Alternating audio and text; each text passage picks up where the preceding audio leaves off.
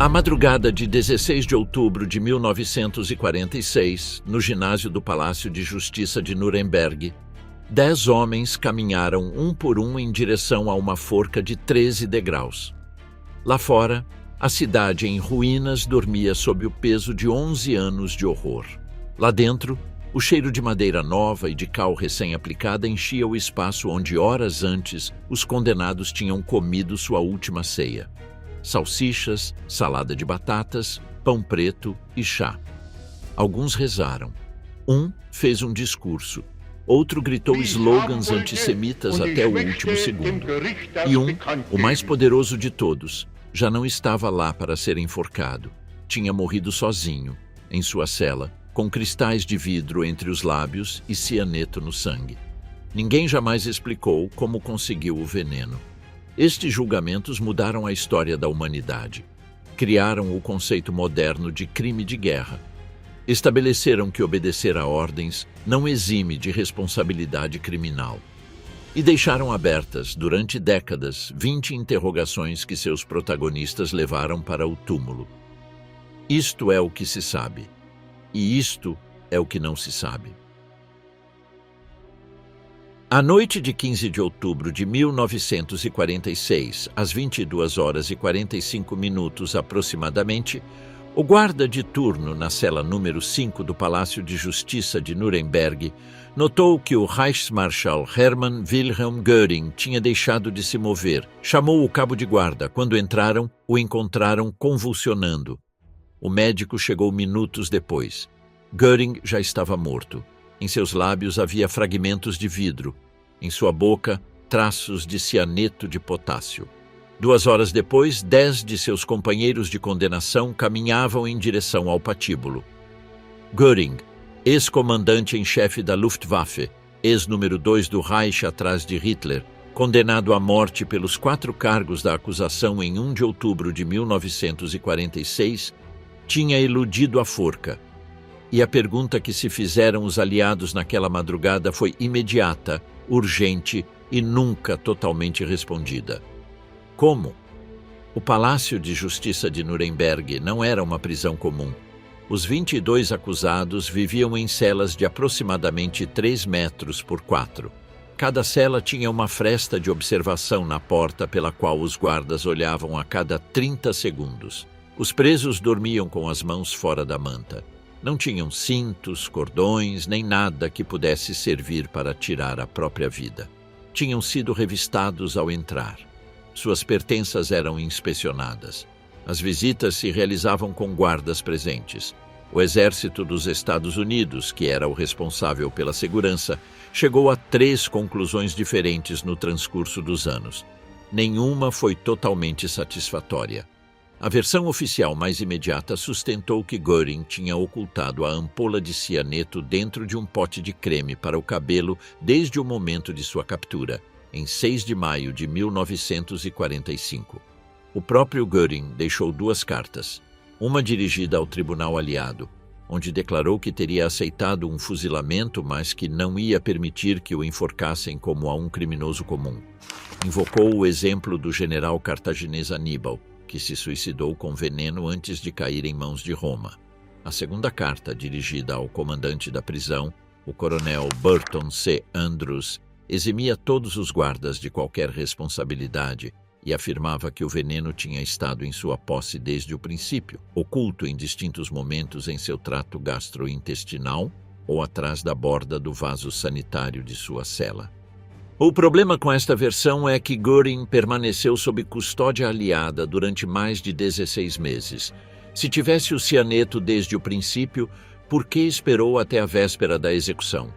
O psicólogo da prisão, o Dr. Gustav Mark Gilbert, cujas anotações diárias sobre os acusados constituem um dos documentos mais valiosos do período, registrou em seu diário que Göring tinha uma personalidade histriônica e teatral, perfeitamente capaz de planejar um suicídio espetacular para o momento mais dramático. Mas também anotou suas dúvidas. Alguém com acesso suficiente para introduzir um segundo pote de creme na cela poderia ter introduzido o veneno. A segunda teoria emergiu décadas depois. Em 2005, O diário Los Angeles Times publicou a confissão de Herbert Lee Stivers, quem, em 1946, tinha 19 anos e servia como guarda em Nuremberg. Stivers declarou que uma jovem alemã o seduziu e lhe pediu que levasse mensagens dentro de uma caneta tinteiro para a cela de Göring. A terceira vez que o fez, disse-lhe que a caneta continha medicamentos para o Reichsmarschall. Stivers cumpriu o encargo sem suspeitar nada. Quando Göring morreu aquela noite, o jovem guarda compreendeu. Guardou silêncio durante quase 6 décadas por medo das consequências. A investigação militar nunca confirmou nem desmentiu a versão de Stivers. O fato de que servisse naquela prisão está verificado. Os nomes dos 2 homens que supostamente orquestraram a operação, que Stivers lembrava como Eric e Matias, nunca foram identificados.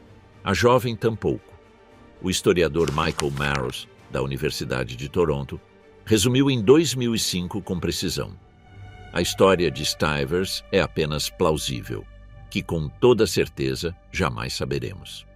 O que sim ficou documentado foi a cena daquela noite. O tenente Jean P. Willis foi o primeiro oficial a chegar à cela. Sua filha, anos depois, lembrou que seu pai mencionava sempre os fragmentos de vidro que viu nos lábios do morto. O cianeto de potássio destrói as células impedindo que absorvam oxigênio. A morte pode ocorrer em questão de segundos, ou pode levar minutos de agonia. No corpo de Göring, os médicos encontraram mais 2 ampolas no pote de creme, exatamente como ele havia descrito. A investigação oficial aceitou sua própria explicação. Göring morreu como havia vivido, dominando a cena. Quem o conheceu sabia que teria planejado esse final com a mesma meticulosidade com que planejava suas caçadas em Caring Hall, sua mansão a 80 quilômetros a nordeste de Berlim. Preferiu a morte por escolha própria à morte por decisão alheia. O que ninguém pôde explicar com certeza foi como. E esse detalhe, o mais crucial de todos, permanece sem resposta. Quando Rudolf Hess tomou seu assento no banco dos acusados em 20 de novembro de 1945, primeiro dia do julgamento, levava 4 anos em custódia britânica. Seu voo solitário à Escócia, em 10 de maio de 1941, em um Messerschmitt Bf-110 modificado que pilotou ele mesmo durante quase 1000 quilômetros desde Augsburgo até os arredores de Glasgow, era um dos episódios mais inexplicáveis da Segunda Guerra Mundial. E agora, sentado entre Göring e Ribbentrop, Hess olhava para a frente com olhos profundos em um rosto cinzento e parecia não lembrar de nada. O Dr. Gustave Gilbert, psicólogo da prisão, o descreveu em suas notas dos primeiros dias com estas palavras: sentava-se em sua cela em um estado de estupor com a vista fixa em lugar nenhum. Comia mecanicamente. Não reconhecia Göring quando este se aproximava dele durante os recreios. Perguntaram-lhe em várias ocasiões sobre pessoas e eventos que havia conhecido intimamente e respondia com indiferença total. O problema era que Hess havia simulado amnésia antes. O tribunal tomou nota disso. Em sua sentença definitiva, o documento de 1 de outubro de 1946, os juízes reconheceram que Hess atuava de maneira anormal e que sua memória havia se deteriorado durante o julgamento. Mas concluíram que nada indicava que não compreendesse as acusações contra ele, nem que fosse incapaz de se defender. Seu advogado, Alfred Seidel, levou uma defesa competente. Hess foi declarado culpado nas acusações primeira e segunda, conspiração e crimes contra a paz, e sentenciado à prisão perpétua. Mas a pergunta sobre se sua amnésia era real, simulada, ou uma mistura de ambas, percorreu o julgamento de princípio a fim.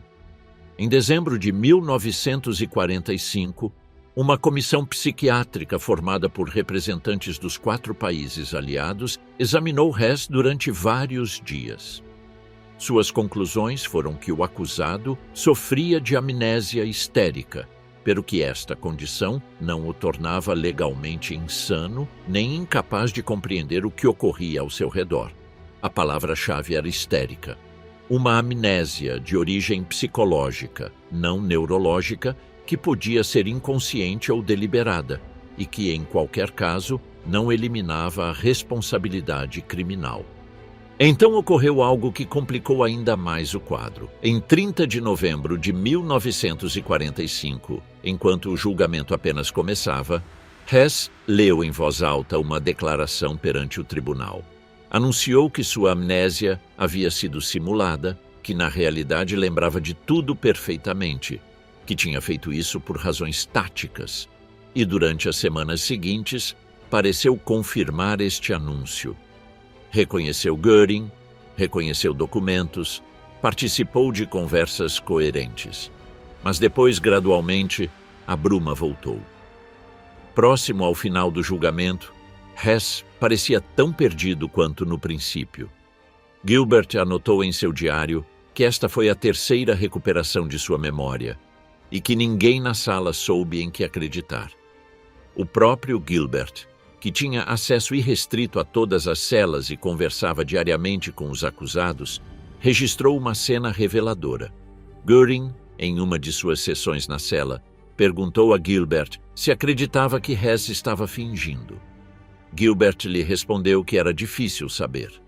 Göring limitou-se a dizer que Hess havia saído voando para a Inglaterra sem papéis, sem instruções, sem nada. Deixou uma nota de um lunático. E que ele, Göring, tampouco sabia o que pensar. A pergunta se estendeu além do julgamento. Hess foi enviado à prisão de Spandau, em Berlim, em julho de 1947, junto com outros 6 condenados do julgamento principal. Com o passar dos anos, enquanto seus companheiros de condenação iam sendo libertados, Hess se converteu no único prisioneiro de um complexo desenhado para 600 pessoas. Os 4 países vencedores, Estados Unidos, Grã-Bretanha, França e União Soviética, revezavam sua custódia a cada mês. O custo anual de manter um único ancião naquela fortaleza prussiana do século XIX era, segundo estimativas dos anos 80, superior a $1 milhão. Hess permaneceu ali 40 anos. Os pedidos de clemência humanitária, argumentando sua idade e seu deterioramento físico, foram rejeitados sistematicamente pelos soviéticos. Em 1987, tinha 93 anos, artrite severa e mal podia caminhar.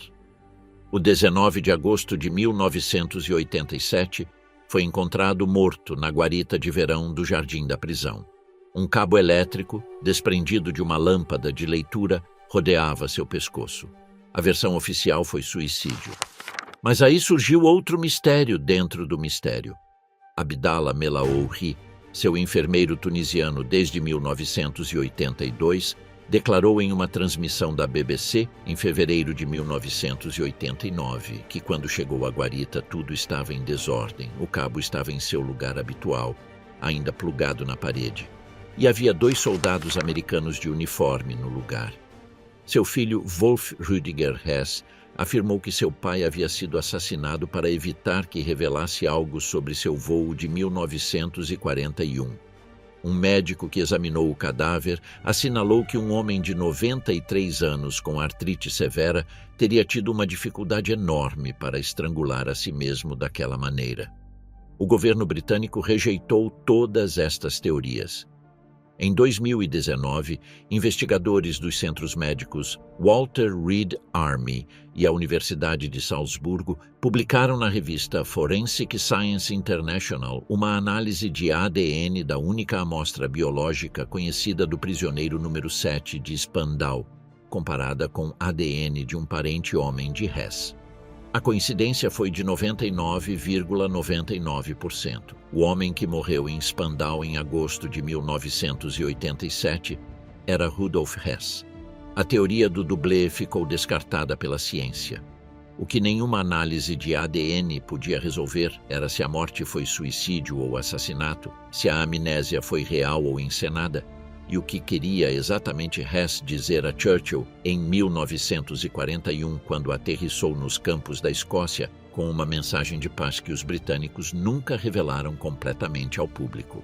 Em 10 de maio de 1941, Rudolf Hess, lugar-tenente do Führer, terceiro homem do Reich, o oficial de maior escalão no partido nazista depois de Hitler e Göring, decolou do aeródromo de Augsburgo em um Messerschmitt Bf-110D modificado. O avião levava tanques de combustível adicionais para voo de longa distância. Hess havia praticado em segredo esse modelo durante meses, convencendo os técnicos de Messerschmitt de que os voos eram puramente esportivos. Voou sozinho durante aproximadamente 900 quilômetros sobre o Mar del Norte e o território escocês, sem escolta e sem comunicar seu destino a ninguém. Às 23h09, aterrissou de paraquedas perto da fazenda de Eaglesham, no condado de Renfrewshire, a cerca de 20 quilômetros de Glasgow. Seu objetivo declarado era reunir-se com o Duque de Hamilton, a quem havia conhecido brevemente nos Jogos Olímpicos de Berlim de 1936, para transmitir-lhe uma proposta de paz entre a Alemanha e a Grã-Bretanha. Hitler, ao saber no dia seguinte, montou em cólera. Emitiu um comunicado oficial qualificando Hess de doente mental que havia agido por conta própria contra as instruções do Führer. Este comunicado serviu para proteger o governo alemão de qualquer interpretação diplomática do voo.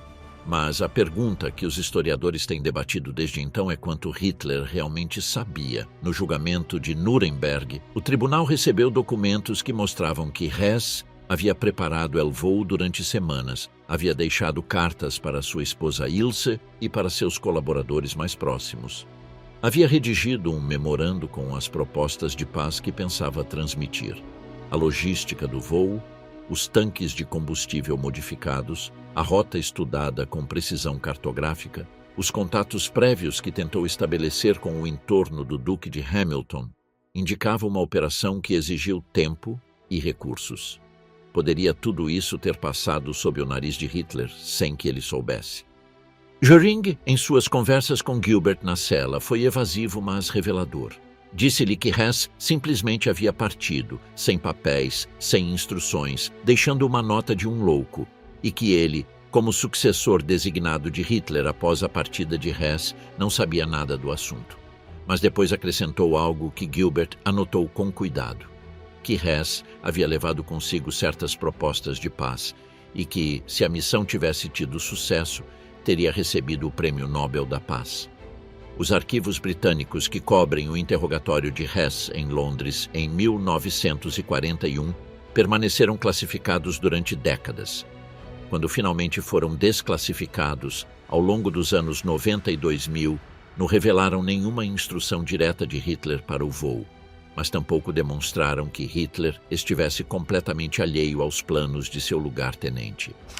O historiador John Harris e o jornalista de investigação Richard Wilborn argumentaram em uma obra publicada em 2011 que existiam indícios de que a inteligência britânica havia armado uma armadilha para Hess, fazendo-o acreditar que existia na Grã-Bretanha uma facção favorável à paz com a Alemanha disposta a negociar. Se isto era verdade, o voo foi uma operação de desinformação na qual Hess caiu porque alguém em seu entorno, o ele mesmo, foi manipulado. O que o julgamento de Nuremberg estabeleceu com clareza foi que o voo não eximia Hess de responsabilidade criminal. Os crimes contra a paz que cometeu foram anteriores a maio de 1941. A assinatura de decretos que estenderam as leis de Nuremberg à Áustria, a criação dos sistemas de castigo especial para polacos e judeus nos territórios ocupados e sua participação ativa na preparação da guerra de agressão estavam provados por documentos com sua assinatura. Mas o que Hess sabia e que nunca disse, sobre o voo, sobre as negociações, sobre quem mais estava a par, é um vazio que os arquivos desclassificados não preencheram totalmente. O Tribunal Militar Internacional o julgou em ausência. Era o único acusado do processo principal a quem ninguém havia visto em meses. Em 30 de abril de 1945, horas depois de Adolf Hitler se suicidar no Führerbunker, sob a chancelaria do Reich, Berlim ardia e o Exército Vermelho controlava quase todos os bairros da cidade. Bormann, chefe da chancelaria do Partido Nazista, o homem que os historiadores têm descrito como a sombra do Führer e o guardião de seu acesso, tentou escapar. O que ocorreu depois daquela noite de 2 de maio de 1945 foi motivo de debate durante quase 3 décadas. Várias testemunhas afirmaram tê-lo visto vivo nos meses seguintes. Um motorista de Hitler, Erich Kempka, declarou perante o tribunal em 3 de julho de 1946 que havia visto Bormann ferido pela explosão de um tanque soviético na ponte Weidendammer, sobre o rio Spree. O líder das juventudes hitleristas, Arthur Axmann, que também escapou do bunker naquela noite, afirmou ter visto os corpos sem vida de Bormann e do médico pessoal de Hitler, o Dr. Ludwig Stumpfegger, sob a luz da lua perto da estação de Lehrter, ao norte da cidade. Axmann disse ter tocado neles e comprovado que estavam mortos. Mas em novembro de 1945, quando o tribunal decidiu se julgaria Bormann em ausência, não existia nenhuma prova física de sua morte. O exército dos Estados Unidos pôs um preço por sua cabeça. As agências de inteligência aliadas receberam dezenas de relatórios afirmando tê-lo visto em distintos países: Espanha, Argentina, Paraguai, Egito. A Operação Paperclip, que trasladou cientistas e técnicos nazistas para trabalhar para o governo americano, gerou suspeitas adicionais sobre se Bormann também havia sido absorvido por alguma agência ocidental. O tribunal o declarou culpado de crimes de guerra e crimes contra a humanidade em 1 de outubro de 1946 e o sentenciou à morte em ausência. O texto da sentença acrescentava que se Bormann não estivesse morto e fosse capturado posteriormente, o Conselho de Controle aliado podia revisar seu caso e reduzir a condenação se existissem circunstâncias atenuantes. Passaram décadas. As reportagens sobre Bormann na Argentina alimentaram livros, filmes e teorias. A inteligência argentina, segundo documentos desclassificados em janeiro de 2026, tentou seguir várias pistas durante os anos 50 e 60, mas cada uma terminou em falsos positivos. Reportagens de imprensa sensacionalista e prisões errôneas de pessoas que não tinham nenhuma relação com o jerarca nazista. A resolução chegou da maneira mais prosaica possível, com uma pá. Em dezembro de 1972, durante trabalhos de construção perto da estação de Lehrter, em Berlim, exatamente onde Axmann havia dito que viu os cadáveres em 1945, os trabalhadores descobriram 2 esqueletos. Análises forenses compararam os restos com registros dentários conhecidos de Bormann e confirmaram a identidade. As autoridades da Alemanha Ocidental o declararam oficialmente morto em 1973, mas os céticos não se deram por satisfeitos. Em 1998, uma análise de ADN daqueles mesmos ossos, usando amostras de ADN proporcionadas por um filho de Bormann, confirmou a identidade com probabilidade de 99,99%. Martin Bormann morreu tentando escapar de Berlim em 2 de maio de 1945. Seu corpo permaneceu enterrado em terra berlinense durante 27 anos, enquanto o mundo o buscava nas pampas argentinas. Suas cinzas foram espalhadas sobre o Mar Báltico em 1999. O único mistério que persiste é o dos ativos. Bormann controlava o dinheiro do Partido Nazista, supervisionou a transferência de enormes somas para contas no exterior durante os últimos anos da guerra. Parte desse dinheiro nunca foi rastreada.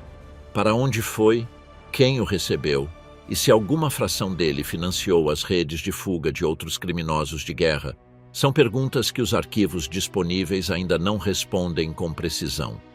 Göring, em suas conversas com Gilbert durante o julgamento, foi chamativamente direto sobre Bormann. Disse que era um ninguém sustentado unicamente pelo Führer, que se ele tivesse tomado o poder, teria se livrado de Bormann em 5 minutos, que Himmler teria custado algumas semanas mais. O desprezo que Göring lhe professava era real, mas também o era o poder que Bormann havia acumulado nos últimos anos do Reich, um poder construído sobre o controle do acesso ao Führer, sobre o manejo da correspondência e dos decretos, sobre a capacidade de decidir quem falava com Hitler e quem não. Martin Bormann foi condenado à morte. Morreu antes de poder ser executado. E o tribunal que o condenou soube disso apenas anos depois. O Dr. Gustav Mark Gilbert chegou a Nuremberg em outubro de 1945, com o posto de capitão do Exército dos Estados Unidos e um mandato preciso: avaliar a aptidão mental dos acusados para comparecer perante o tribunal. Mas Gilbert, que era psicólogo formado nas universidades de Colômbia e Nova York, viu naquela situação uma oportunidade sem precedentes na história da psicologia: acesso irrestrito aos líderes do movimento que havia produzido o Holocausto. Eram monstros biologicamente distintos do resto da humanidade ou eram homens normais que haviam tomado decisões extraordinariamente perversas? Para responder a essa pergunta, precisava de dados. Começou com os testes de inteligência. Gilbert utilizou sua própria versão alemã do teste Wechsler-Bellevue de inteligência para adultos, eliminando as partes culturalmente enviesadas, vocabulário e conhecimento geral, e conservando as seções de memória, aritmética, raciocínio e coordenação sensório-motora. Os resultados que publicou em seu livro Nuremberg Diary, publicado em 1947, produziram uma surpresa que ele mesmo reconheceu. Com uma única exceção, todos os acusados mostraram uma inteligência acima da média. A tabela que aparece no livro é reveladora. Hjalmar Schacht, o banqueiro do Reich, liderou a lista com um coeficiente intelectual de 143. Seguiu-o Arthur Seyss-Inquart, com 141. Hermann Göring obteve 138, empatado com Karl Dönitz. Franz von Papen chegou a 134, igual ao almirante Erich Raeder. Hans Frank e Hans Fritzsche tiveram 130 cada um, junto com Baldur von Schirach. Joachim von Ribbentrop e Wilhelm Keitel obtiveram 129. Albert Speer registrou 128.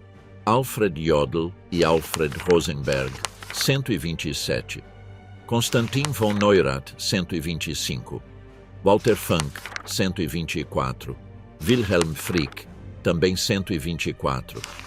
Rudolf Hess obteve 120, embora Gilbert tenha indicado que este foi um resultado estimado, baseado em uma revisão depois de sua recuperação da amnésia. Fritz Sauckel chegou a 118. Ernst Kaltenbrunner, a 113, e Julius Streicher, o antissemita mais virulento do Terceiro Reich, registrou a pontuação mais baixa de todos os acusados, 106, justo acima da média. Gilbert teve o cuidado de advertir em seu livro que o teste mede unicamente a eficiência mecânica da mente, que nada naqueles números tinha a ver com o caráter moral, os valores pessoais, nem as decisões que cada um havia tomado. A inteligência alta não protege contra a maldade. Às vezes, a potencializa. Mas o que os números revelaram foi algo que incomodou a muitos. Os criminosos de guerra mais poderosos da história do século XX eram mais inteligentes que o cidadão médio. O argumento de que o nazismo foi obra de fanáticos irracionais e ignorantes não encontrava apoio naquela sala de Nuremberg. O que os testes não puderam medir foi o que Gilbert tentou capturar com os testes projetivos, os testes de Rorschach e o teste de apercepção temática. Os resultados destas provas foram mais complexos e mais discutidos. Gilbert descreveu a reação de Göring ao teste das manchas de Rorschach com detalhe. Quando o psicólogo lhe mostrou a lâmina que frequentemente evoca a imagem de sangue, Göring vacilou. Depois tentou limpá-la com o dedo como se quisesse apagá-la. Gilbert interpretou este gesto como uma manifestação da negação que havia caracterizado a conduta do Reichsmarschall durante todo o julgamento. Cada vez que a evidência de seus crimes se tornava insuportável, Göring tirava os fones de ouvido de tradução, olhava para o outro lado ou fazia algum pequeno gesto para afastar o horror de sua consciência. O mesmo em miniatura com a mancha vermelha do teste de Rorschach. Décadas depois, em 1975, investigadores da Universidade de Michigan analisaram os resultados completos dos testes de Rorschach, os acusados de Nuremberg. Os documentos haviam sobrevivido em arquivos e concluíram que os perfis não correspondiam a nenhuma categoria psicopatológica uniforme. Os acusados não compartilhavam uma estrutura de personalidade comum que os distinguisse do resto da humanidade. Eram, em termos clínicos, pessoas normais. Isso foi exatamente o que Gilbert havia concluído em 1947. E isso foi o que fez com que a pergunta se tornasse mais obscura. Se eram inteligentes, se eram clinicamente normais, então as decisões que tomaram foram escolhidas, deliberadas, próprias. O mistério que os testes deixaram aberto foi o da responsabilidade sem patologia, o horror sem desculpa neurológica. Em 1 de outubro de 1946, quando o presidente do tribunal, o Lord Juiz Sir Geoffrey Lawrence, leu os veredictos dos 21 acusados que permaneciam no banco, Robert Ley já havia morrido antes do julgamento. 3 nomes produziram uma comoção que se estendeu desde a sala de Nuremberg até os quartéis-generais aliados em Berlim e os editoriais dos jornais do mundo. Hjalmar Horace Greeley Schacht, Franz von Papen e Hans Fritzsche. Absolvidos. O juiz soviético Iona Nikitchenko dissentiu de maneira formal e por escrito. Para ele, os 3 deviam ter sido condenados. Sua dissidência ficou incorporada à ata do julgamento. O caso de Schacht era o mais chamativo. Havia sido presidente do Reichsbank alemão, ministro da economia e o arquiteto financeiro do rearmamento da Alemanha nos anos 30. Sem os mecanismos de financiamento que Schacht desenhou, os chamados Mefo-Wechsel, promissórias emitidas em nome de uma empresa fictícia para ocultar o gasto militar, a Alemanha nazista não teria podido rearmar à velocidade que o fez. Schacht havia reunido em pessoa Hitler com os principais industriais alemães em fevereiro de 1933 para financiar a campanha eleitoral do NSDAP. 3 milhões de marcos fluíram para os cofres do partido naquela noite.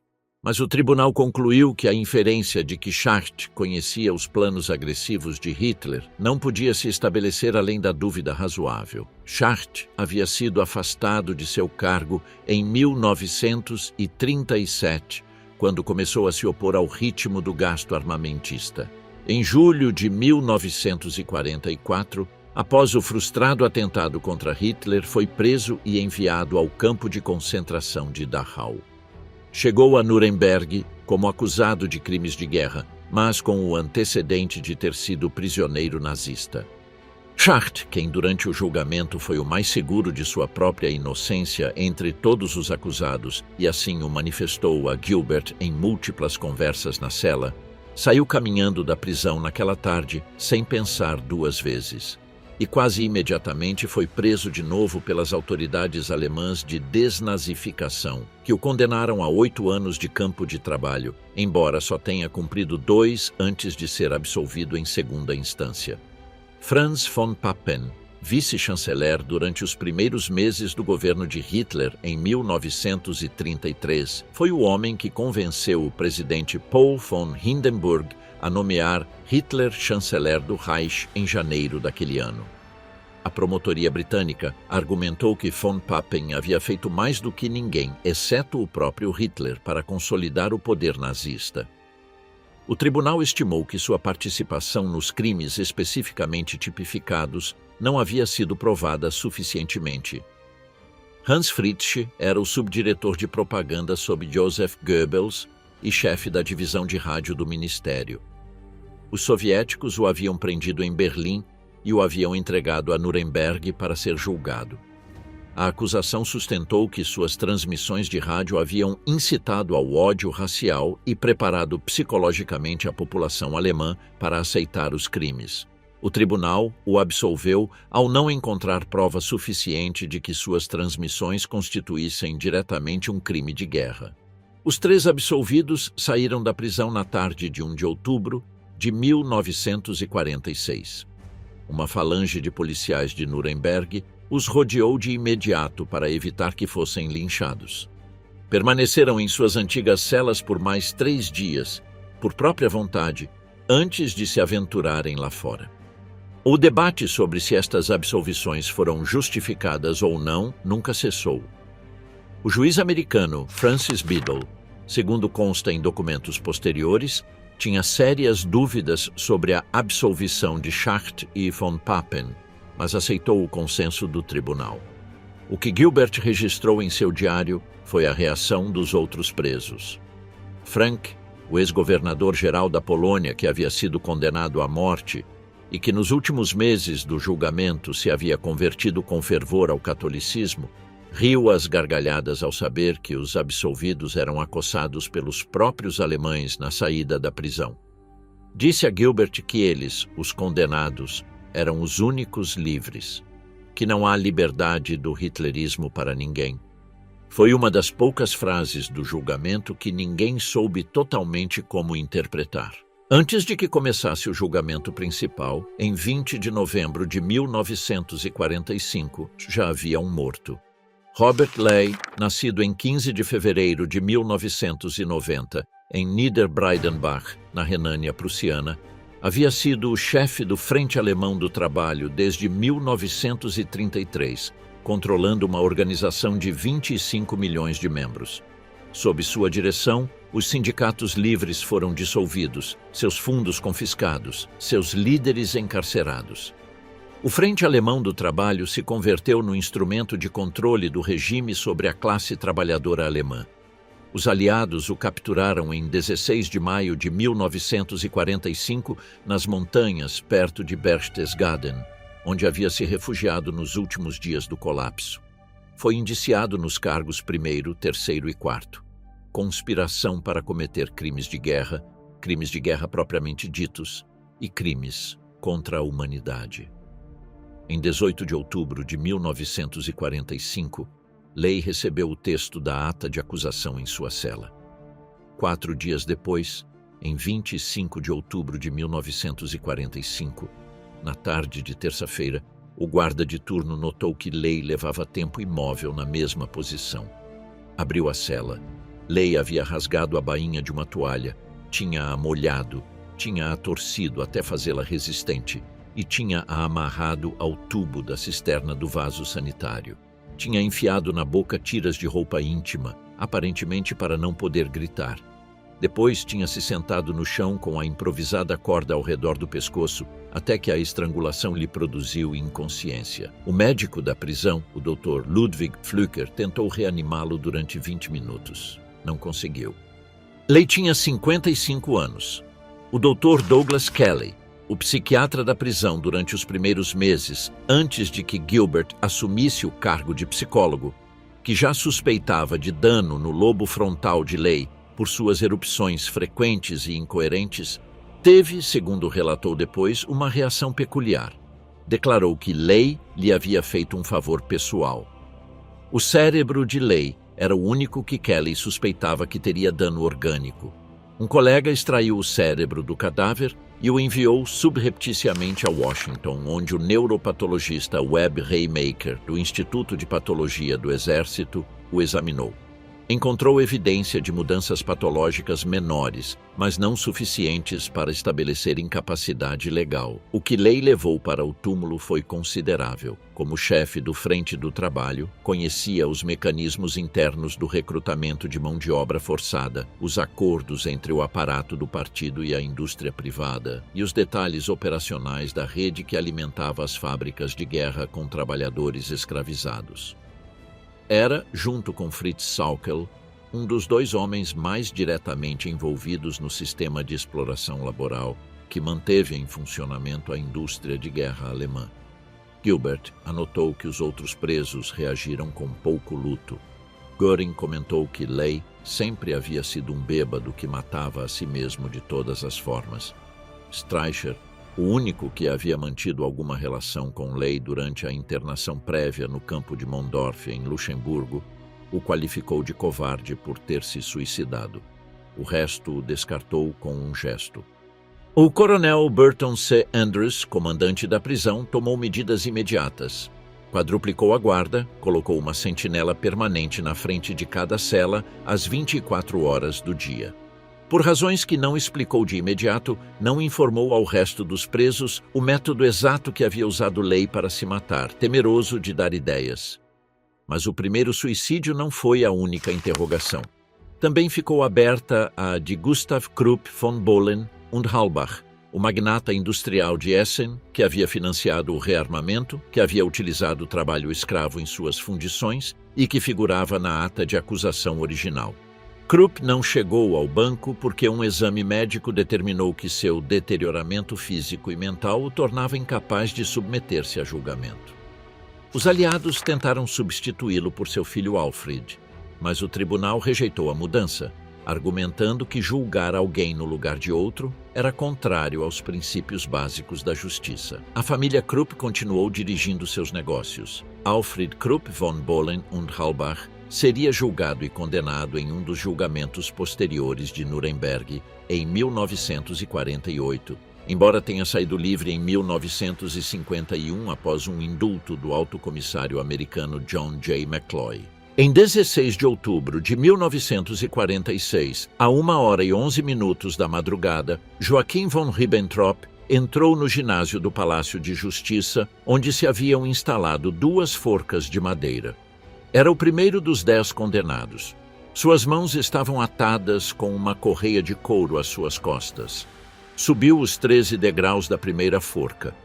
Debaixo do tablado, invisível para as testemunhas, estava o sargento de primeira classe John C. Woods, de Wichita, Kansas, o carrasco oficial do Exército dos Estados Unidos para a região do Terceiro Exército. Ribbentrop pronunciou suas últimas palavras. A fresta caiu, e ali começou o problema. Ribbentrop demorou 10 minutos para morrer. O que devia ter sido uma fratura instantânea das vértebras cervicais, a morte em segundos que uma forca corretamente desenhada produz, converteu-se em uma lenta estrangulação.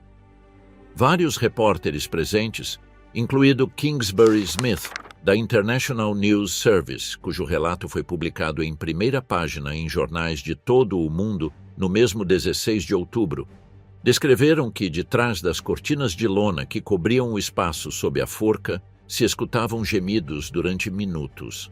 Julius Streicher, o antissemita mais raivoso do Reich, editor de Der Stürmer, foi o 7º a morrer naquela madrugada. Enquanto subia os degraus, gritou slogans e maldições em alemão. Quando caiu a fresta, Smith escreveu que do interior da estrutura se escutaram gemidos. Segundo o tenente Stanley Tillis, encarregado de coordenar as execuções, Woods havia colocado deliberadamente as espirais do nó de Streicher fora do centro, para assegurar-se de que não morresse rapidamente. Smith, que observou de perto Woods durante toda a operação, acreditava que o carrasco odiava os alemães e que havia desfrutado do que fazia. O marechal de campo Wilhelm Keitel, o chefe de Estado-Maior do alto comando da Wehrmacht, demorou, segundo alguns relatos, até 24 minutos para morrer. A fresta era demasiado pequena. Vários dos condenados golpearam a cabeça ou os ombros contra as bordas ao cair, o que produziu lacerações visíveis quando os cadáveres foram baixados. Foi tudo isso acidental ou deliberado? Woods havia se apresentado ao exército durante a guerra como um experiente carrasco que havia executado centenas de pessoas. Era mentira. Antes de Nuremberg, não há nenhum registro verificável de que haja realizado uma única execução. Havia sido dispensado com desonra da Marinha estadunidense em 1930, diagnosticado como psicopático. Depois, se alistou novamente no exército como engenheiro de combate. Quando as autoridades militares buscaram um carrasco para as execuções de Nuremberg, Woods se apresentou voluntário e fabricou um currículo que ninguém verificou a tempo. O exército negou publicamente que o processo houvesse sido defeituoso.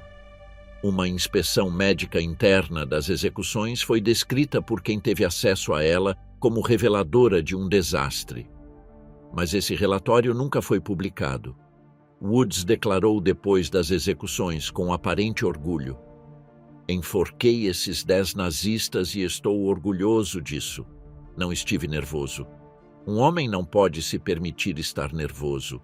Em 1950, 4 anos depois de Nuremberg, Woods morreu eletrocutado enquanto reparava um equipamento em uma base militar nas Ilhas Marshall. Tinha 39 anos. O mistério central das execuções de 16 de outubro de 1946 não é se os homens que morreram mereciam seu destino. Esse debate tem resposta documentada em 50.000 páginas de atas judiciais. A pergunta que fica sem resposta definitiva é se houve uma decisão deliberada de fazer sofrer os condenados ou se tudo foi consequência da incompetência de um homem que mentiu para conseguir o trabalho, e se foi deliberado, quem o ordenou. Em 31 de agosto de 1946, último dia em que os acusados tiveram a palavra, Albert Speer pronunciou um discurso perante o tribunal que o separaria para sempre de seus companheiros de banco. Era o ministro do Reich de Armamentos e Produção de Guerra, o arquiteto que se havia convertido no motor industrial da engrenagem bélica alemã. Sob sua gestão, a produção de armamentos alemã triplicou entre 1942 e 1944, apesar do bombardeio aliado. Para consegui-lo, utilizou o trabalho escravo em escala massiva. Estima-se que cerca de 12 milhões de trabalhadores forçados passaram pelo sistema que coordenava com Fritz Sauckel, mas Speer declarou perante o tribunal que não sabia do Holocausto. Os juízes o escutaram durante dias. Speer reconheceu sua responsabilidade pelo trabalho escravo. Aceitou que deveria ter sabido mais do que disse saber. Condenou o regime nazista e Hitler com uma linguagem que nenhum de seus companheiros de acusação estava disposto a usar. Apresentou-se como o tecnocrata que havia servido ao sistema sem compreender até onde chegava o sistema. O juiz americano Francis Biddle queria a pena de morte para Speer. Argumentou que, como superior hierárquico de Sauckel, quem foi condenado à forca precisamente pelo recrutamento forçado de trabalhadores, Speer era ao menos igualmente responsável. Depois de 2 dias de deliberações tensas entre os juízes, o tribunal lhe impôs 20 anos de prisão. O que os juízes não sabiam em 1946 era a extensão real do conhecimento de Speer sobre o Holocausto. Ou talvez não queriam sabê-lo. Em 1971, Gita Sereni, jornalista de origem húngara radicada na Grã-Bretanha, começou uma série de conversas com Speer que se estenderiam durante anos e culminariam no livro Albert Speer, Sua Batalha com a Verdade, publicado em 1995. Sereni demonstrou, baseando-se em testemunhos e documentos, que Speer havia assistido a uma conferência de Heinrich Himmler em outubro de 1943, em Posen, durante a qual o chefe das SS falou com total franqueza sobre o extermínio dos judeus europeus diante de um grupo de dirigentes do Reich. A conferência foi gravada. A gravação sobreviveu. Speer insistiu durante décadas em que não havia escutado essa parte do discurso de Himmler, que havia chegado tarde ou se havia ido antes. Sereni concluiu que esta afirmação era improvável. Também assinalou que vários documentos mostravam que Speer recebeu relatórios sobre as condições nos campos de concentração, incluindo o campo de Mauthausen, onde visitou pessoalmente as instalações. Mas em 1946 nenhum desses documentos estava disponível para a promotoria, com a clareza suficiente para provar perante o padrão do tribunal que Speer sabia especificamente sobre o extermínio. Speer saiu de Spandau em 1966, depois de cumprir integralmente seus 20 anos. Escreveu 2 memórias que se converteram em best-sellers internacionais. Morreu de um derrame cerebral em Londres em 1 de setembro de 1981, enquanto dava uma entrevista à BBC.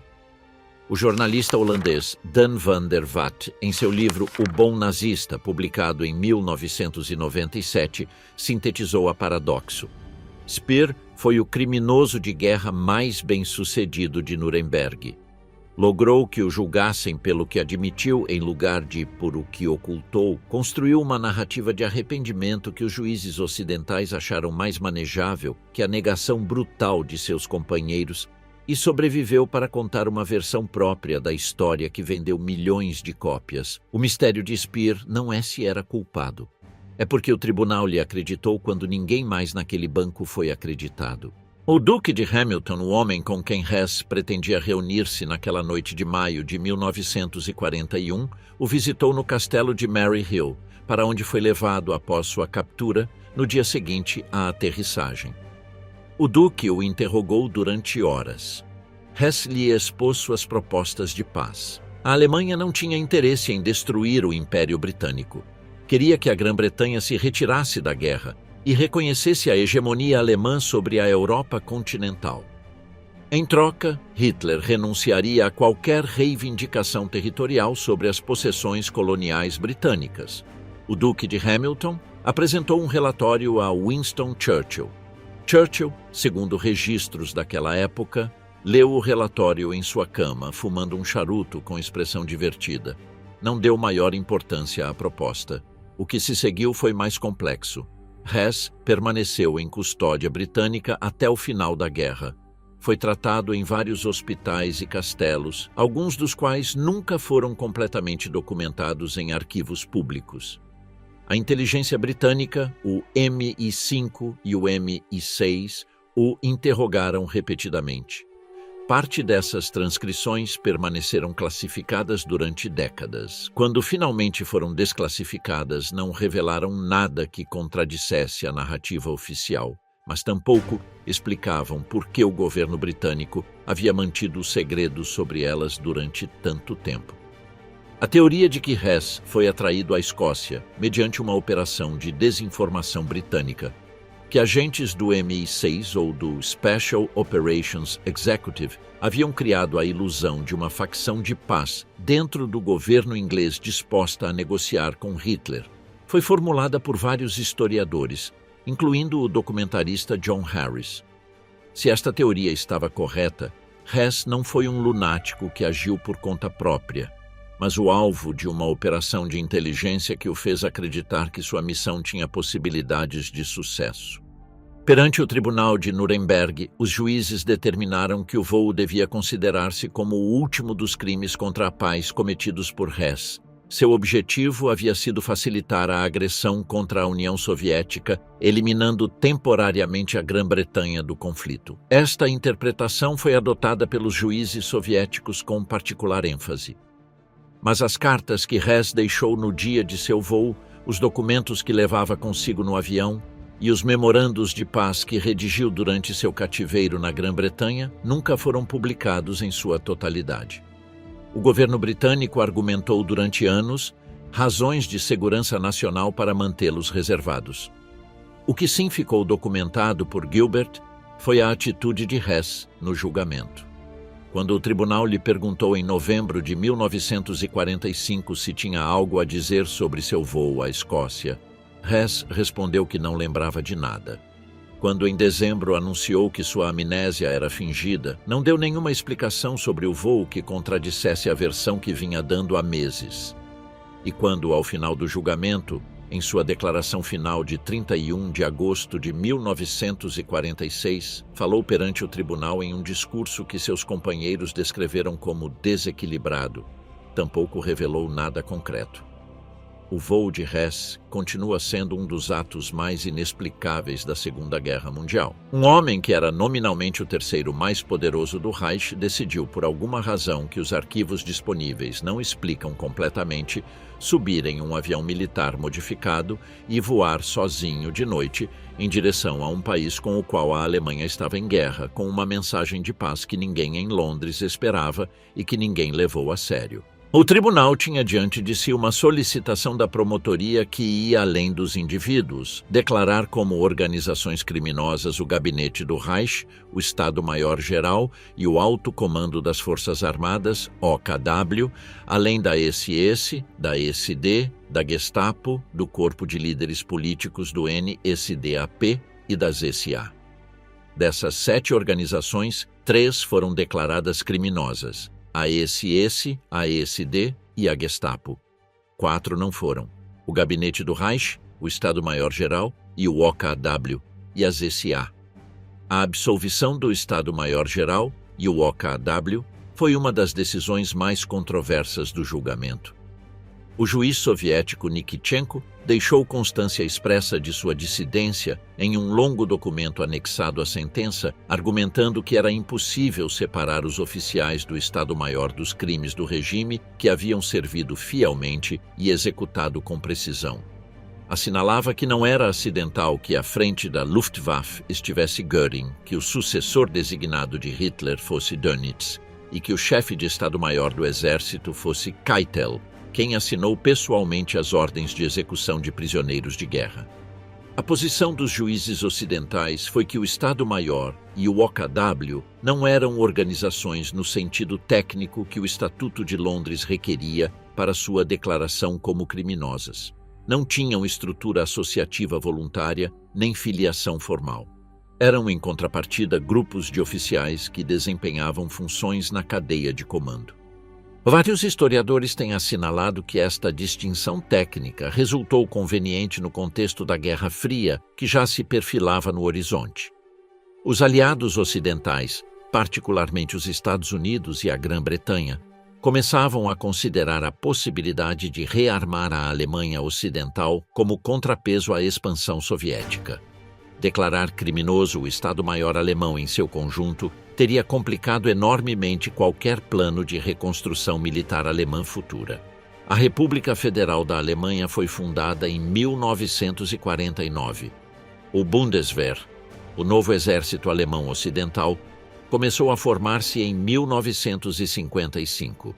Vários de seus primeiros oficiais haviam servido na Wehrmacht. Se a decisão de não declarar criminoso o Estado-Maior foi influenciada por considerações geopolíticas que já emergiam em 1946, o julgamento de Nuremberg teria sido, em parte, um instrumento da política de pós-guerra, tanto quanto um exercício de justiça. Joachim von Ribbentrop, ministro dos Negócios Estrangeiros do Reich entre 1938 e 1945, foi possivelmente o acusado mais desprezado do banco, não pelos juízes nem pela promotoria, mas por seus próprios companheiros. Göring o chamava de mentecato e ignorante. Schacht o considerava um imbecil. Inclusive Gilbert, que tentava manter uma atitude profissional neutra, anotou em seu diário que Ribbentrop carecia de qualquer coerência ideológica identificável. Em sua cela, Ribbentrop passava os dias consultando a todos os que acediam a ele: médicos, guardas, enfermeiros, o barbeiro, o médico alemão da prisão, sobre como devia construir sua defesa. O médico da prisão alemão disse a Gilbert com ironia que se houvesse um zelador, Ribbentrop também lhe teria pedido conselho sobre política externa nazista. Durante o julgamento, Ribbentrop se mostrou errático. Suas declarações eram longas, repetitivas e, com frequência, contradiziam documentos que a promotoria havia apresentado com sua própria assinatura.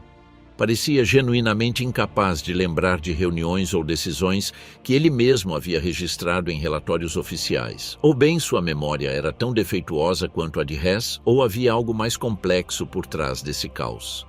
Gilbert tentou entender o que havia impulsionado Ribbentrop, um comerciante de vinhos com contatos aristocráticos, mas sem formação diplomática nem militar, a converter-se no ministro de Relações Exteriores da maior potência bélica da história moderna. Seu perfil psicológico o descrevia como alguém sem convicções próprias, cuja identidade havia sido construída inteiramente sobre a projeção do poder de outro. Quando Hitler morreu, Ribbentrop se desintegrou. O que Gilbert nunca pôde determinar com certeza foi quanto sabia Ribbentrop sobre a solução final. Os documentos mostravam que telegramas diplomáticos de seu ministério haviam coordenado com outros países a entrega de judeus às autoridades alemãs. A promotoria apresentou vários desses documentos. Ribbentrop insistiu em que não havia entendido o destino final dessas pessoas. A possibilidade de que um ministro de exteriores que assinou telegramas sobre deportações massivas não soubesse para onde iam essas pessoas era, para os juízes, difícil de sustentar. O tribunal o declarou culpado dos 4 cargos e o sentenciou à morte. Na madrugada de 18 de outubro, foi o primeiro a entrar no ginásio. Suas últimas palavras documentadas foram: "Meu Deus, tenha piedade de mim. Meu último desejo é que a unidade da Alemanha seja preservada e que a compreensão entre Oriente e Ocidente leve a paz ao mundo." Morreu depois de 10 minutos. Douglas McGlashan Kelly nasceu em 1912 em Woodland, Califórnia, e chegou a Nuremberg em agosto de 1945 como major do Exército dos Estados Unidos, encarregado de avaliar a aptidão mental dos acusados para comparecer perante o tribunal. Era um psiquiatra jovem, ambicioso, com formação na área dos testes projetivos de personalidade. Em Nuremberg, Kelly teve acesso irrestrito a todos os acusados durante os primeiros meses. Suas sessões com Göring foram particularmente extensas. Segundo o relato do biógrafo Jack L. High, publicado em 2013 no livro The Nazi and the Psychiatrist, a relação entre ambos os homens foi mais complexa do que a de médico e paciente. Göring encontrou em Kelly alguém suficientemente inteligente para que valesse a pena tentar impressioná-lo, e Kelly encontrou em Göring um sujeito fascinante que resistia às categorias clínicas convencionais. Quando Kelly regressou aos Estados Unidos no princípio de 1946, havia desenvolvido uma tese que o separaria do consenso de sua época. Os líderes nazistas não eram psicopatas clínicos nem doentes mentais. Eram pessoas com perfis de personalidade que podiam ser encontrados em qualquer sociedade, incluindo a americana. O problema não era biológico nem sequer psicológico no sentido estrito do termo. Era cultural e sistêmico. Esta conclusão, que Kelly plasmou em seu livro 22 Cells in Nuremberg, publicado em 1947, foi incômoda para muitas pessoas que preferiam acreditar que os responsáveis pelo Holocausto eram fundamentalmente diferentes do resto da humanidade. Kelly construiu uma carreira bem-sucedida como criminologista e figura pública. Apareceu em programas de rádio e televisão como perito em psicologia criminal. Era carismático, brilhante e gostava de agir sob pressão. Em 1 de janeiro de 1958, durante uma reunião familiar em sua casa em Berkeley, Califórnia, Kelly levou uma cápsula de cianeto à boca na frente de sua esposa e de seus filhos e a mordeu. Morreu da mesma maneira que Hermann Göring. Seu biógrafo L. High sugeriu que o suicídio de Kelly com cianeto foi uma evocação deliberada da morte de Göring, uma última declaração de alguém que havia passado meses estudando um homem que escolheu sua própria morte com teatralidade calculada. O historiador assinalou que ambos os homens, tão diferentes em tudo o mais, compartilhavam uma característica: uma inteligência agressiva combinada com uma incapacidade para enfrentar certas formas de fracasso e vergonha. Kelly tinha 45 anos quando morreu, não deixou nenhuma nota. O fenômeno da amnésia de Rudolf Hess foi tão chamativo que o próprio tribunal decidiu abordá-lo em sua sentença com mais detalhes do que o habitual. A decisão de declará-lo apto para ser julgado, apesar de seu evidente deterioramento cognitivo, foi uma das mais questionadas do processo. Durante os primeiros meses de cativeiro na Grã-Bretanha, entre 1941 e 1945, Hess havia mostrado comportamentos erráticos, convicção de que o envenenavam, tentativas de suicídio, períodos de letargo profundo alternados com episódios de aparente lucidez. Quando chegou a Nuremberg em outubro de 1945, não reconhecia pessoas que havia conhecido intimamente durante anos. A primeira recuperação ocorreu em 30 de novembro de 1945, quando Hess leu perante o tribunal sua declaração admitindo que a amnésia havia sido simulada. A segunda foi gradual, durante janeiro e fevereiro de 1946, quando pareceu capaz de seguir o julgamento com maior coerência. A terceira sucedeu em seu discurso final de 31 de agosto de 1946, quando durante alguns minutos pareceu completamente lúcido, antes de voltar às suas habituais incoerências.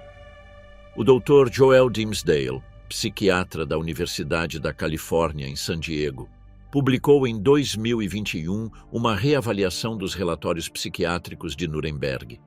Sua conclusão sobre Hess foi que exibia um comportamento consistentemente anormal que se estendia ao longo de anos, abrangendo eventos anteriores, contemporâneos e inclusive posteriores ao julgamento. Dimsdale diagnosticou retrospectivamente uma provável amnésia dissociativa, um transtorno real no qual a memória pode se bloquear e se recuperar de maneira aparentemente arbitrária sob o efeito de estresse extremo. Se Dimsdale tinha razão, Hess não estava fingindo completamente. Sua amnésia era real, mas também era seletiva, e sua seletividade podia ser interpretada tanto como um mecanismo de defesa psicológico genuíno, quanto como uma estratégia consciente de proteção. O que nenhuma avaliação psiquiátrica pôde determinar foi se Hess utilizou sua amnésia, real ou fingida, para evitar revelar informação sobre os planos de agressão alemã que teria comprometido outras pessoas, ou para proteger a si mesmo das acusações mais graves. Gilbert, que o observou diariamente durante quase um ano, registrou uma cena que resume a ambiguidade de Hess melhor do que qualquer diagnóstico clínico. Durante um recesso do julgamento, enquanto os acusados almoçavam no tribunal, Hess escutou Göring e Ribbentrop discutirem acaloradamente sobre algo que ambos lembravam com total clareza. Hess olhava sem participar, com expressão vazia. Quando Gilbert se aproximou e lhe perguntou o que pensava, Hess limitou-se a sorrir misteriosamente e disse que sabia por que tinham o algemado e a Göring não. Ninguém entendeu o que ele quis dizer. O Tribunal Militar Internacional julgou baseando-se em milhões de páginas de documentos capturados às autoridades alemãs durante e depois da guerra. Foi uma decisão estratégica do promotor americano Robert H. Jackson. Construir o caso sobre os próprios arquivos do Reich para que o processo não pudesse ser desacreditado como testemunho de vencedores contra vencidos. A estratégia foi extraordinariamente efetiva. Mas os arquivos capturados tinham lacunas. O documento mais famoso apresentado perante o tribunal foi o Memorando Rosbach, o registro de uma reunião que Hitler convocou em 5 de novembro de 1937, na qual expôs seus planos de agressão a Göring, von Blomberg, von Fritsch, Raeder e von Neurath. O documento foi redigido pelo ajudante de Hitler, o coronel Friedrich Rosbach, 5 dias depois da reunião, e foi capturado pelos aliados. Era a prova mais direta disponível de que os planos de agressão existiam e haviam sido comunicados à liderança militar antes de que começasse a guerra. Durante o julgamento, alguns acusados questionaram a autenticidade do memorando. Jodl disse que não o havia conhecido em 1937. Seyss-Inquart disse que se tivesse conhecido esse documento em 1937, teriam pensado 2 vezes antes de seguir adiante. Houve, contudo, outros documentos que a promotoria buscou e não encontrou. Os arquivos do SD, o Serviço de Segurança das SS, que registravam o destino de centenas de milhares de pessoas que passaram pelo sistema de deportações, foram parcialmente destruídos nas semanas finais da guerra. Alguns dos registros de Auschwitz foram queimados. O registro de correspondência pessoal entre Hitler e alguns de seus colaboradores mais próximos mostrava lacunas inexplicáveis para determinados períodos. Houve uma destruição sistemática de documentos comprometedores antes da capitulação alemã. A resposta é quase com certeza sim. Albert Speer relatou em suas memórias que nos últimos dias do Reich, vários colaboradores de Hitler lhe rogavam que queimasse volumes de documentação antes de cair em mãos aliadas. Ele afirmou ter se negado. Outros não se negaram. O que o tribunal julgou foi a parte da história que os documentos capturados contavam. A parte que os documentos destruídos teriam contado permanece, por definição, na escuridão. Em 20 de julho de 1944, um grupo de oficiais alemães colocou uma bomba no quartel-general de Hitler em Rastenburg. A bomba explodiu. Hitler sobreviveu. Os conspiradores foram executados. Alguns de seus nomes apareceram no julgamento de Nuremberg porque várias testemunhas os mencionaram em declarações sobre a resistência interna ao regime. O almirante Wilhelm Canaris, chefe do Abwehr, o serviço de inteligência militar alemão, havia sido uma figura central da resistência interna. Foi preso após o atentado de 20 de julho, encontrado enforcado no campo de concentração de Flossenbürg, em 9 de abril de 1945, poucos dias antes do fim da guerra. Seus diários, que supostamente registravam suas atividades clandestinas e seus contatos com os aliados, nunca foram encontrados completos. O general Erwin Lahausen, o oficial mais antigo do Abwehr que sobreviveu à guerra, testemunhou perante o Tribunal de Nuremberg em 30 de novembro de 1945, em uma das sessões mais tensas do julgamento. Seu testemunho comprometeu diretamente Ribbentrop, Keitel e Jodl em ordens de assassinato de prisioneiros de guerra e operações encobertas.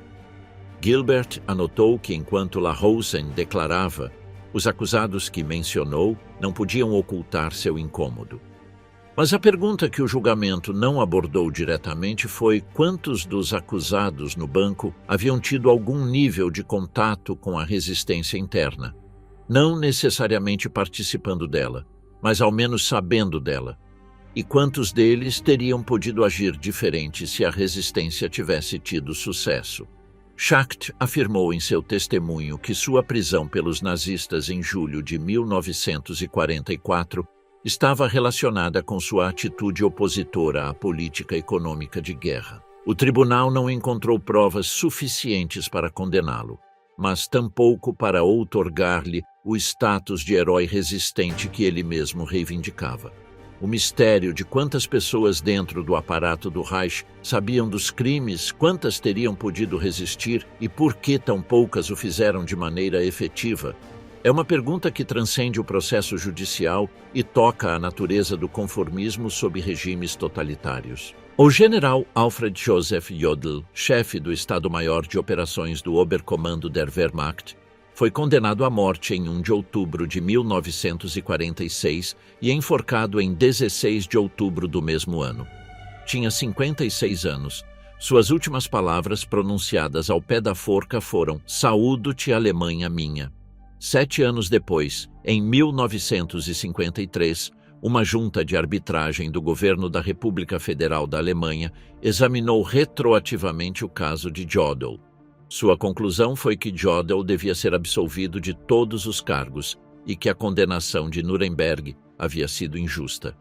O veredicto póstumo alemão nunca foi reconhecido por nenhuma das 4 potências aliadas, mas colocou sobre a mesa uma pergunta incômoda. Foi a condenação de Jodl proporcional à sua responsabilidade real? Durante o julgamento, a defesa de Jodl foi que ele havia sido um oficial de operações militares puras, um planejador tático sem responsabilidade sobre as políticas de ocupação ou o tratamento dos prisioneiros. O tribunal rejeitou esse argumento, assinalando que Jodl havia assinado ou transmitido vários dos decretos mais brutais do regime, incluindo ordens que autorizavam a execução sumária de guerrilheiros e o tratamento diferenciado aos prisioneiros soviéticos. Jodl havia assinado a rendição alemã em Rheims em 7 de maio de 1945, representando o Comando Supremo Alemão. Foi um dos últimos atos de autoridade dos líderes militares do Reich. Meses depois, estava no banco dos acusados. O que o caso de Jodl ilustra é a tensão fundamental do julgamento. A dificuldade de estabelecer responsabilidade individual em um sistema hierárquico onde as ordens vinham de cima e a obediência era absoluta. O tribunal rejeitou o argumento de que seguir ordens eliminava a responsabilidade criminal. Mas a pergunta de qual era o limiar de resistência que podia se exigir razoavelmente de um militar de carreira nas circunstâncias do Terceiro Reich não encontrou uma resposta uniforme no processo. O fato de que 7 anos depois um tribunal alemão o exonerasse póstumamente sem que isso produzisse nenhuma modificação do registro histórico internacional, diz algo sobre a complexidade da justiça pós-conflito. Gustav Krupp von Bohlen und Halbach era o nome que encabeçava a lista dos 24 acusados originais do processo principal. Diretor das empresas Krupp, o conglomerado industrial de Essen que fabricou aço, armamentos e navios de guerra para o Reich, havia financiado o partido nazista desde 1932 e havia utilizado mão de obra escrava em suas fábricas durante toda a guerra, prisioneiros de guerra, deportados dos territórios ocupados, reclusos dos campos de concentração. Mas Gustav Krupp tinha 75 anos em 1945 e havia sofrido um derrame cerebral que o havia deixado com uma demência severa. Uma comissão médica determinou que não poderia entender as acusações nem participar de sua própria defesa. O tribunal o excluiu do processo. A promotoria tentou substituí-lo por seu filho Alfred Krupp von Bohlen und Halbach, quem havia dirigido as operações da empresa durante a guerra e era igualmente, ou mais, responsável pelos crimes de que se acusava o pai. O tribunal rejeitou a substituição com um argumento que era formalmente correto, mas cujo efeito prático foi salvar Alfred Krupp de ser julgado no processo principal. Alfred Krupp foi julgado posteriormente em um dos 12 julgamentos sucessivos celebrados pelo Tribunal Militar Americano, entre 1946 e 1949. Em 1948, foi condenado a 12 anos de prisão e ao confisco de suas propriedades industriais. Em 1951, o alto comissário americano John J. McCloy o anistiou, devolveu suas propriedades e Alfred Krupp retomou o controle das empresas. O caso McCloy gerou uma controvérsia que ainda se discute entre juristas e historiadores. As anistias que McCloy concedeu em 1951 a vários condenados dos julgamentos sucessivos de Nuremberg, incluindo médicos que haviam realizado experimentos em seres humanos, oficiais das SS e o próprio Alfred Krupp, foram justificadas pelas autoridades americanas com argumentos que mesclavam considerações humanitárias com a necessidade geopolítica de contar com uma Alemanha ocidental forte no contexto da Guerra Fria. O mistério de por que a família industrial mais importante do Reich foi substancialmente protegida das consequências jurídicas mais graves de seus crimes não recebeu uma explicação definitiva. Os argumentos que oscilam entre a incompetência processual, a conveniência política e a corrupção do processo de justiça por interesses econômicos coexistem sem que nenhum seja completamente satisfatório. O julgamento de Nuremberg produziu algumas declarações que surpreenderam os próprios acusados entre si. Uma das mais impactantes foi a de Hans Frank. Frank, nascido em 1901 em Karlsruhe, havia sido o advogado pessoal de Hitler durante os anos 20 e 30. Com a ocupação da Polônia em 1939, foi nomeado governador-geral do território polonês não incorporado ao Reich, com sede em Cracóvia. Sob sua administração, mais de 3 milhões de judeus poloneses foram assassinados, assim como milhões de poloneses não-judeus. Frank levava em seu diário um documento de 42 volumes que foi capturado completo pelos aliados, registros detalhados de suas próprias ordens e deliberações. Nos primeiros meses do julgamento, Frank mostrou comportamentos erráticos. Tentou cortar os pulsos em sua cela. Os interrogadores o descreveram como esquivo e hostil. Mas depois algo mudou. Gilbert registrou em seu diário de 7 de novembro de 1945 uma conversa na cela na qual Frank lhe disse que na solidão daquela sala havia compreendido muitas coisas. Que quando ele via Göring, despojado de suas condecorações, reduzido àquele traje de prisioneiro esperando o julgamento em uma cela com 4 paredes e um vaso sanitário, compreendia o que o poder realmente era. Que os que haviam acreditado servir ao melhor de todos os ideais haviam servido na realidade à própria besta. Frank terminou o julgamento declarando-se plenamente culpado dos crimes que lhe eram imputados. Em 31 de agosto de 1946, em seu último discurso perante o tribunal, não buscou atenuantes. Quando recebeu a sentença de morte em 1 de outubro, baixou os olhos e assentiu suavemente. Ao saber que havia 11 condenados à morte contando com Göring, calculou rapidamente quantas havia esperado. E disse que havia contado 14. O que Gilbert nunca pôde determinar com certeza era quanto dessa conversão era real e quanto era tática. Frank havia pedido para ser recebido por sacerdotes, havia pedido confissão, havia pedido os sacramentos. O capelão americano que o atendia, Henry Garrick, um luterano de Missouri que também atendia Göring, considerou que a conversão de Frank era autêntica e que a de Göring era uma atuação. A conversão de Frank era, ao menos na cena daquela noite antes da execução, perfeitamente coerente com tudo o que havia dito e escrito nos meses anteriores. Mas se era real, desde quando Frank sabia o que sabia? Quando exatamente havia entendido que estava servindo a besta? Os 42 volumes de seu diário sugerem que soube sempre. O julgamento de Nuremberg gerou um documento que não era parte da ata de acusação nem da sentença, mas que se converteria no fundamento ético da medicina moderna, o Código de Nuremberg.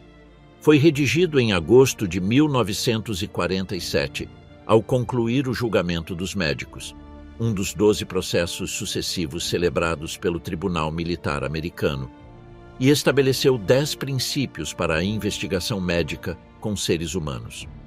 O primeiro e mais fundamental, o consentimento voluntário do sujeito humano é absolutamente essencial.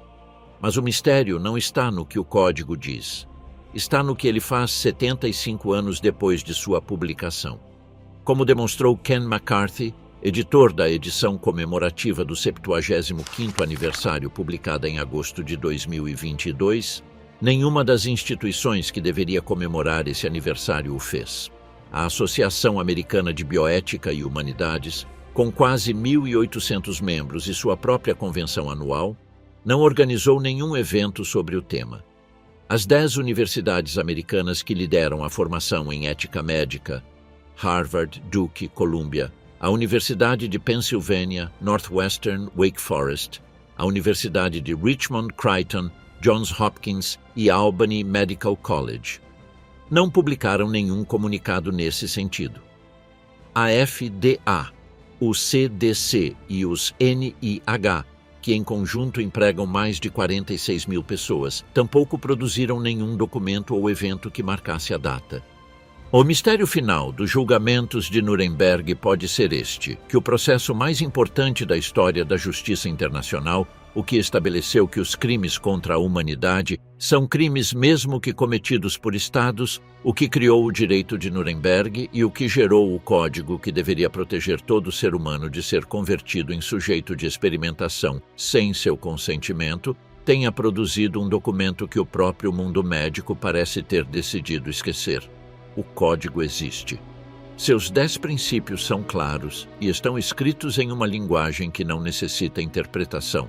Mas sua história, sua origem no horror das celas de Dachau e Auschwitz, onde os médicos nazistas fizeram experimentos em seres humanos vivos, seu peso como um dos poucos documentos que o século XX produziu diretamente do abismo moral, essa história não é ensinada com a regularidade e a ênfase que deveria. A pergunta de por que não se ensina, de quem se beneficia de que não se ensine, e de se o esquecimento é deliberado ou simplesmente uma forma de comodidade institucional, é a que o Código de Nuremberg deixa aberta. E essa pergunta, diferentemente das outras 19 que percorremos neste documento, não necessita de arquivos desclassificados nem de análise de ADN para ser respondida. Só necessita que alguém a faça com suficiente clareza.